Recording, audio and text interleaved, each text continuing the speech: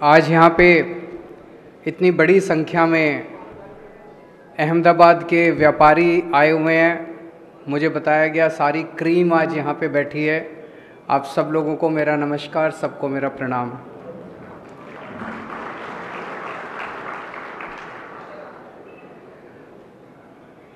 दोस्तों, एक तो मेरी आपसे शुरू करने के पहले निवेदन है कि इन लोगों ने मीडिया को बहुत डरा के रखा हुआ है। मीडिया को कहा हुआ है कि आम आदमी पार्टी को, केजरीवाल को, इनको बिल्कुल नहीं दिखाना। मीडिया वाले बहुत अच्छे हैं, वो दिखाना चाहते हैं क्योंकि हम अच्छी अच्छी बातें करते हैं। मीडिया वाले दिखाना चाहते हैं, लेकिन वो बेचारे डरे हुए हैं। तो ये चुनाव हम सोशल मीडिया से जीतेंगे। मेरी आप सबसे विनती है कि जितने ज़्यादा से ज़्यादा लोग फ़ोन निकाल के इसकी रिकॉर्डिंग कर सकें और अपने अपने व्हाट्सएप ग्रुप में इसको शेयर कर लीजिए। ज़्यादा से ज़्यादा लोगों को इसको फैला दीजिए। मैं समझता हूँ कि जब जनता खड़ी हो जाएगी तो अपने आप बात फैलेगी। अभी जब मैं कल फ्लाइट में आ रहा था, मेरे बगल में अहमदाबाद के एक व्यापारी बैठे हुए थे, स्टॉक ब्रोकर हैं। मुझे देख के आश्चर्यचकित हो गए। बोले, सर सीएम के बगल में बैठा हूं मैं, मेरे भाग्य खुल गए। फिर बोले कि सर मुझे आपके साथ फोटो लेनी है। मैंने कहा ले लीजिए। फिर अचानक बोले कि नहीं, गड़बड़ हो जाएगी।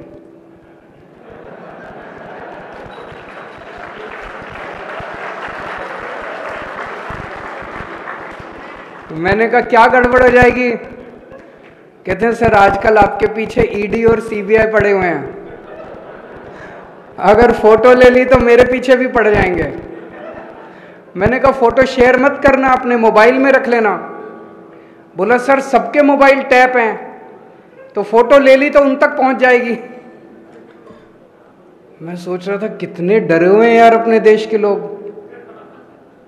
व्यापारी कितने डरे हुए हैं। जिस देश का व्यापारी एक फोटो लेने में इतना डरा हुआ है, वो देश कैसे तरक्की कर सकता है? नहीं, जब तक व्यापारी खुश नहीं होगा। देश की अर्थव्यवस्था में सबसे ज्यादा योगदान व्यापारियों का होता है, सबसे ज्यादा योगदान उद्योगपतियों का होता है। सब लोगों को डरा के रखा हुआ है इन्होंने, सब लोगों को डरा के रखा हुआ है। कल मैं एयरपोर्ट पे लैंड किया, होटल पहुंचा, होटल पहुंचते ही खबर आ गई कि हमारे आम आदमी पार्टी के अहमदाबाद ऑफिस पे गुजरात पुलिस की रेड करवा दी इन्होंने। हमारी फक्कड़ पार्टी, 4 पैसे हैं नहीं हमारे पास। वो 2 घंटे सारे सर्च वर्च करके अपना माथा पकड़ के पुलिस चली गई। बार बार हमारे लोगों से पूछ रही थी पैसा कहाँ है, बोले है ही नहीं सर, तो चले गए। आज सुबह अहमदाबाद पुलिस बोलती है कि कोई रेड नहीं हुई। ये बड़ा शानदार है यार। कल रेड करी, 3 पुलिस वाले आए, उन 3 पुलिस वालों ने सारा सर्च वर्च करा, अपना आई कार्ड भी दिखाया, नाम भी पता है हमें पुलिस वालों के। आज कहते हैं कोई उनके पास वारंट नहीं था, कोई सर्च वारंट नहीं था, कोई कागज नहीं था, आए बस रेड करी और चले गए। हमने जब शोर किया कि रेड हो गई, हमारे ऊपर रेड हो गई, तो कहते कोई रेड नहीं हुई। ये बड़ा अच्छा है। बिना कागज के, बिना किसी के भी घर में घुस जाओ, किसी के भी दफ्तर में घुस जाओ, और फिर ये तो आम आदमी पार्टी थी, इनकी हिम्मत नहीं हुई पैसे, नहीं तो किसी से भी पैसे मांग लो, पैसे बोलो इतने पैसे दे, नहीं तो तेरे को पकड़ के ले जाएंगे, और कोई कागज नहीं, कुछ नहीं। ये चल क्या रहा है इस देश के अंदर? ऐसे पुलिस या सरकार चलेगी? आप लोगों से मैं पूछना चाहता हूं, यहां कितने ऐसे लोग हैं जिनके या तो खुद के ऊपर, या रिश्तेदार के ऊपर, या दोस्तों के ऊपर, या जान पहचान वालों के ऊपर, या तो इनकम टैक्स की रेड हुई हो, ईडी की रेड हुई हो, सीबीआई की रेड हुई हो? जरा हाथ खड़ा करके, डरने की जरूरत नहीं है, यहां पे हाथ खड़ा करके बताएं। इतने देश के अंदर ऐसे डरा रखा है इन लोगों ने एजेंसीज के जरिए लोगों को। भ्रष्टाचार रोकने के लिए नहीं, उगाही करने के लिए। जितनी एजेंसीज आती हैं सब उगाही करने के लिए आती हैं। जब तक देश के व्यापारी के मन से डर नहीं निकाला जाएगा, जब तक व्यापारी खुल के व्यापार नहीं कर पाएगा, तब तक देश तरक्की नहीं कर सकता। सबसे पहली चीज ये, आम आदमी पार्टी की सरकार बनेगी, गुजरात के अंदर भयमुक्त वातावरण देना हमारा सबसे पहला काम होगा।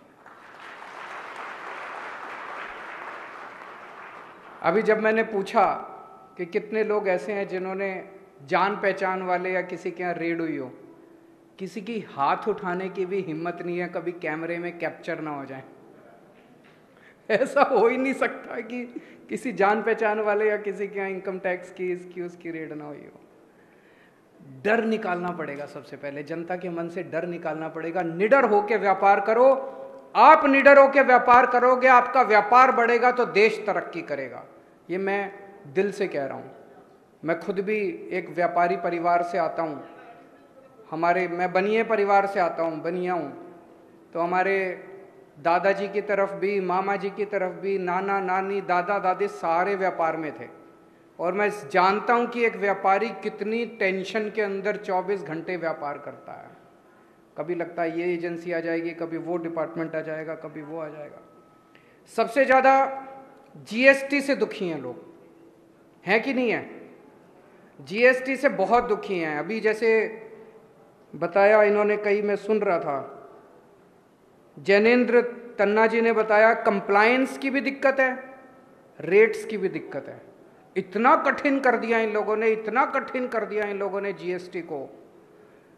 इतने चार्टर्ड अकाउंटेंट को भी पैसे देने पड़ते हैं, उसके बावजूद भी कहीं ना कोई गड़बड़ हो जाती है। इसको सिंप्लीफाई करने की ज़रूरत है। इसको सिंप्लीफाई करेंगे, हम भी करेंगे, गुजरात के स्तर पे भी करेंगे और केंद्र सरकार के स्तर पे भी आवाज उठाएंगे, ताकि और अगर आप गुजरात में सरकार बना दोगे तो हमारे 3 सीएम हो जाएंगे। जब 3 सीएम मिलके केंद्र सरकार में आवाज उठाएंगे तो थोड़ी ताकत ज्यादा होगी कि नहीं होगी? हमारी सुनवाई भी ज्यादा होगी, हमारी सुनवाई भी ज्यादा होगी। तो ये जीएसटी को ठीक करने की जरूरत है, बहुत बड़े स्तर पे जीएसटी को ठीक कर, कंप्लायंस भी ठीक करने की जरूरत है, रेट्स भी ठीक करने की जरूरत है। अभी भाई साहब ने प्रश्न पूछा, तन्ना जी ने भी और उनके बगल में जो बैठे हैं उन्होंने भी, कि सुप्रीम कोर्ट का एक ऑर्डर आया है। सुप्रीम कोर्ट का ऑर्डर ये कहता है कि जीएसटी काउंसिल के अंदर जो निर्णय लिए जाते हैं वो बाध्य नहीं है राज्य सरकारों के ऊपर। ये बहुत बड़ी अपॉर्चुनिटी देता है, बहुत बड़ा अवसर पैदा करता है। अभी फ्रैंकली हमने इस ऑर्डर को अच्छे से स्टडी नहीं किया। इसके बहुत वाइड इम्प्लीकेशंस हैं, कॉन्स्टिट्यूशनल इम्प्लीकेशंस हैं, लीगल इम्प्लीकेशंस हैं, एडमिनिस्ट्रेटिव इम्प्लीकेशंस हैं। इसको हम स्टडी करेंगे।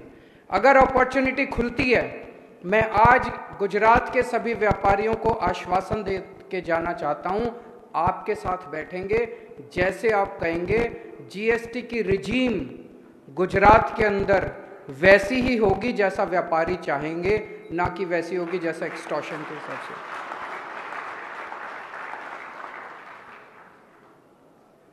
व्यापारियों की एक बहुत बड़ी समस्या होती है, नॉर्मली हर व्यापारियों का जो डायलॉग मैं करता हूं उसमें निकल के आती है, आज नहीं निकल के आई,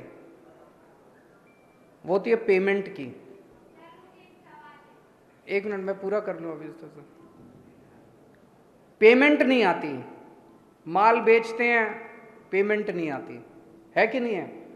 किसी ने पैसा लिया वापस नहीं करता, बहुत बड़ी समस्या है। आधे से ज़्यादा लोग तो इस पेमेंट की वजह से डूब जाते हैं, आधे से ज़्यादा व्यापारी तो इस पेमेंट। मेरे पास इसका तुरंत कोई समाधान नहीं है। मैं भी व्यापारी परिवार से आता हूं, इसलिए मैं समझ सकता हूं कि पेमेंट की कितनी बड़ी समस्या है। आपके साथ बैठेंगे, इसमें मैं बहुत लोगों से चर्चा कर रहा हूं कि क्या किया जा सकता है। इस पर कोई कानून ऐसा बनना चाहिए ताकि लोगों की पेमेंट वापस आ सके। अगर एक आदमी को माल बेचने के बाद अपनी पेमेंट की पक्का हो जाए कि मेरी पेमेंट आ जाएगी, तो मैं बताता हूं आपको 50 से 60% व्यापार वैसे ही बढ़ जाएगा। लोगों का कॉन्फिडेंस बढ़ेगा सिस्टम के अंदर और व्यापार बढ़ जाएगा। इसके लिए हम मिल बैठ के कुछ समाधान निकाल के कोई कानून लेके आएंगे, और जो कानून यहां बनेगा उसको फिर दिल्ली में भी लागू करेंगे, उसको फिर पंजाब में भी लागू करेंगे और एक दिन पूरे देश में भी लागू करेंगे।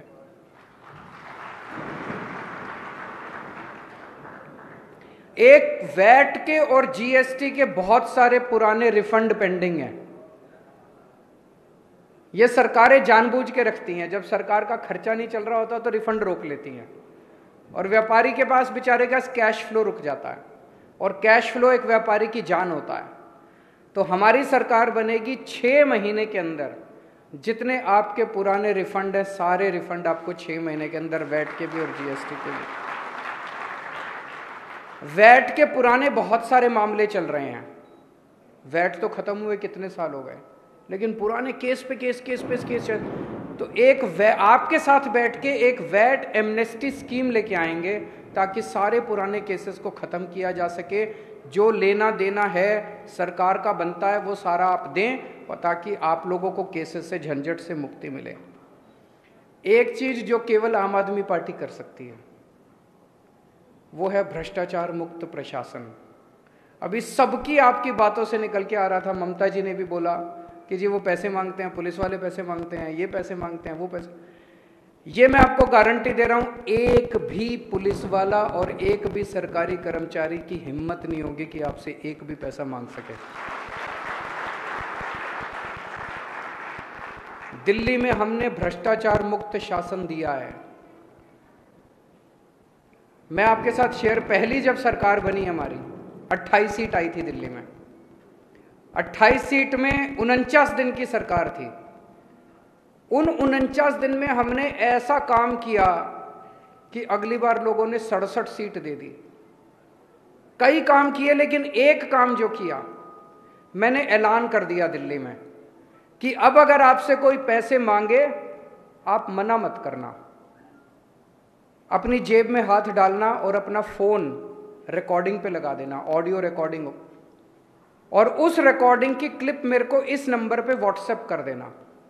उस अफसर को मैं जेल में डाल दूंगा। 49 दिन में 32 लोगों को मैंने जेल डाली। आपको यकीन बता रहा हूं, किसी की रिश्वत कम नहीं हुई, 0 हो गई 49 दिन के अंदर की रिश्वत। और 49 दिन के बाद जैसे ही हमारी सरकार गिरी, ये लोग सारे पैसे लेने पहुंच गए। बोले वो जो 49 दिन वाले हैं वो भी दो और अब नए पैसे भी दो। बोलो बुला अब अपने केजरीवाल को, हम देखते हैं तेरा केजरीवाल क्या करता है। तो ये हमको ही करना आता है भ्रष्टाचार। नीयत साफ है हमारी, शरीफ लोग हैं, पैसे नहीं खाते। ये कोशिश तो बहुत कर रहे हैं पूरे देश के अंदर फैलाने की। केजरीवाल ने शराब घोटाला कर दिया, मनीष सिसोदिया 144 करोड़ खा गया। अरे उसके घर रेड करी, रेड में 10,000 रुपये भी नहीं मिले। अगर 144 करोड़ रुपए कोई खाता तो कुछ लाख, 2 लाख, 3 लाख, करोड़, 2 करोड़ बिखरे हुए ही मिल जाते घर के अंदर। कुछ नहीं मिला। कल हमारे दफ्तर में रेड करी, वहां कुछ नहीं मिला। गुजरात में रेड करी, वहां कुछ नहीं मिला। मनीष के घर कुछ नहीं मिला, सत्येंद्र के घर कुछ। ऐसे ही फेंकते रहते हैं, कीचड़ फेंकते रहते हैं, पर जनता देख रही है। तो एक तो भ्रष्टाचार मुक्त शासन देंगे, रेड सारी बंद कर देंगे, जितनी रेड होती हैं, ये जीएसटी के रेड, फलानी रेड, ढिमकी रेड। दिल्ली में कोई रेड नहीं होती। जब हमारी सरकार बनी थी दिल्ली में सारी रेड बंद कर दी। मैं इनकम टैक्स में था पहले। ऐसा नहीं कि सारे अफसर खराब होते हैं, कुछ अफसर ईमानदार भी होते हैं, लेकिन अमूमन मैंने देखा कि रेड में क्या तमाशा होता है। कोई उस कोने के अंदर सेटिंग कर रहा होता है, कोई उस कोने में सेटिंग कर रहा होता है। जितना पैसा रेड में सरकार को नहीं आता, उससे ज्यादा पैसा उनकी जेब में जाता है। अगर आप रेड बंद कर दो, इस देश का व्यापारी खुशी खुशी अपने मन से सरकार को पैसा देना चाहता है, उसको मौका तो दो। दिल्ली में जब हमारी सरकार बनी, वैट के जरिए हमारा टोटल दिल्ली सरकार का बजट 30,000 करोड़ का था। हमने रेड बंद कर दी, आज हमारा दिल्ली का बजट 75,000 करोड़ का है। दुगने से भी ज्यादा हो गया, 2.5 गुना हो गया। क्यों? व्यापारी अब खुश है। व्यापारी देख रहा है उसके बच्चों को अच्छी शिक्षा दे, हमने स्कूल अच्छे बना दिए, हमने अस्पताल अच्छे बना दिए, इलाज मुफ्त कर दिया, लोग खुश हैं। अपने से टैक्स दे रहे हैं, अपने से उनको लग रहा है यार कि अगर सरकार को टैक्स दोगे तो कुछ बदले में मिलेगा। तो सिंप्लीफाई करेंगे सारे प्रोसेस। अभी कई लोगों की शिकायतें ये थी जी प्रोसेस बड़ा कॉम्प्लिकेटेड है। ये फाइल करना पड़। प्रोसेस को कॉम्प्लिकेटेड क्यों बनाया जाता है? प्रोसेस को कॉम्प्लिकेटेड इसलिए बनाया जाता है कि आदमी थक के कहे बताओ जी कितने देने हैं, फिर आदमी जो देता है वो ऊपर तक पहुंचता है। जब ऊपर बैठा हुआ आदमी कहता है मेरे को पैसे नहीं चाहिए और खबरदार जो तुमने पैसे लिए तो सारा प्रोसेस फिर सिंप्लीफाई होने लगता है। फिर कहते हैं यार काम करो अब सारे जने मिलके। ऐसा ही भ्रष्टाचार मुक्त प्रशासन हम गुजरात में लाना चाहते हैं। मेरा एक टारगेट होगा, 5 साल के अंदर व्यापार का पूरा सिस्टम इतना सिंप्लीफाई कर दो, इतना भ्रष्टाचार मुक्त कर दो कि आपका सबका बिजनेस, हर आदमी का बिजनेस कम से कम 5 साल में डबल हो जाए। आज अगर आप 5 रुपए का टर्नओवर है तो 5 साल में ये डबल होके 10 रुपए होना चाहिए। आज अगर 10 रुपए का टर्नओवर है तो ये 20 रुपए 5 साल में होना चाहिए। और 20 पोटेंशियल है अपने देश के अंदर, बिजनेस बढ़ सकता है, बहुत तेजी से बढ़ सकता है।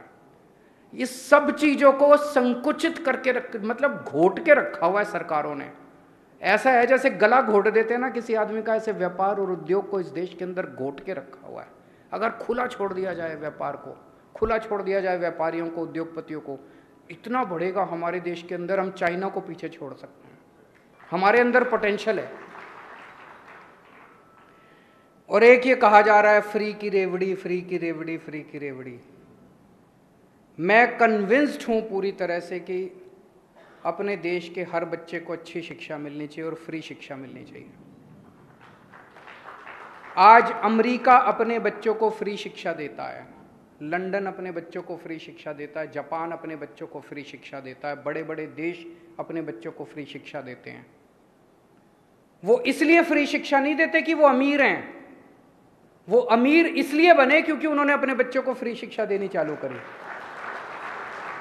अगर हमें अमीर देश बनना है, अगर हमें डेवलप्ड कंट्री बनना है, तो पहले सबसे पहली चीज है अच्छी शिक्षा हर बच्चे के लिए इंतजाम करना पड़ेगा और फ्री शिक्षा का इंतजाम करना पड़ेगा।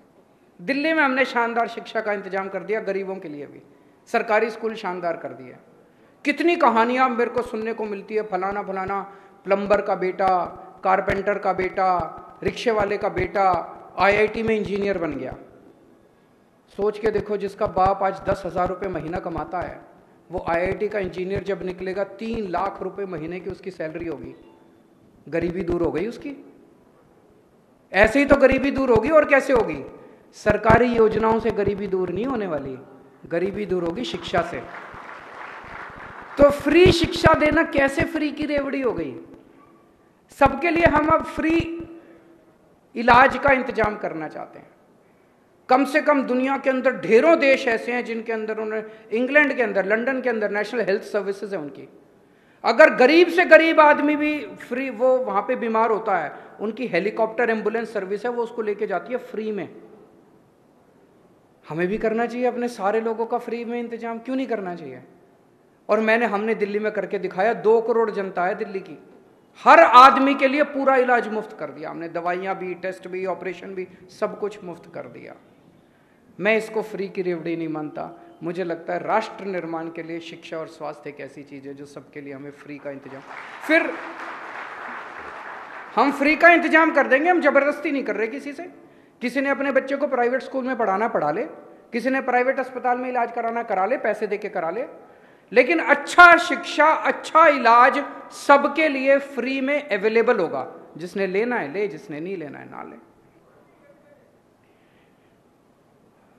मैं समझ सकता हूं कि आज माहौल इतना ज्यादा खराब है कि बहुत लोग, जैसे मैंने बताया, मेरे बगल में जो बैठा था वो बोला जी फोटो ले ली, उनको पता चल गया। तो आप में से बहुत सारे व्यापारी हैं, और व्यापारी बेचारा हमेशा डरा रहता है, इस सरकार से भी, उस सरकार से भी, इस डिपार्टमेंट से भी, उस डिपार्टमेंट से भी। मैं आप में से किसी को नहीं कहूँगा कि खुल के आओ सामने। जो आ सकते हैं आओ, जो नहीं आ सकते मत आओ खुल के। लेकिन एक बार परिवर्तन तो कर दो यार, बदल तो दो इस बार। बदलाव तो 27 साल के बाद तो बहुत ज्यादा हो जाता है, फिर तो अहंकार आ जाता है, कोई सुनता ही नहीं है। फिर तो एक बार बदलाव मांगता है, अंदर खाने काम करो। जो आए कान में बोल दो सबके, इस बार झाड़ो, इस बार झाड़ो, इस बार झाड़ो, इस बार, सबके कान में बोलते जाओ, वर्ड ऑफ माउथ। और व्यापारी जानता है, जो कस्टमर आए उसी को बोल दे झाड़ू, जो कस्टमर है उसी को व्हाट्सएप पे बोल दो झाड़ू, खुल के मत आओ, लेकिन अंदर खाने झाड़ू झाड़ू झाड़ू झाड़ू। इनको सबसे ज्यादा गुमान है कि अहमदाबाद बीजेपी का गढ़ है। पहले कहते थे गुजरात गढ़ है, अब गुजरात तो कहना छोड़ दिया, इनको लग रहा है कि अब गुजरात तो जा रहा है, कहते हैं अहमदाबाद गढ़ है। कितनी सीट है अहमदाबाद में? 16 सीट है शहर में। अब आप लोगों की जिम्मेदारी है, 16 में से एक भी सीट अब इनके जिम्मे नहीं जानी चाहिए। दिल्ली के लोगों ने 70 में से 62 सीट दी थी, पहले 67 सीट दी थी। पंजाब के लोगों ने 117 में से 92 सीट दी। आप 182 में से कितनी दोगे? रिकॉर्ड तोड़ना है आपको दिल्ली का और पंजाब का। भारत माता की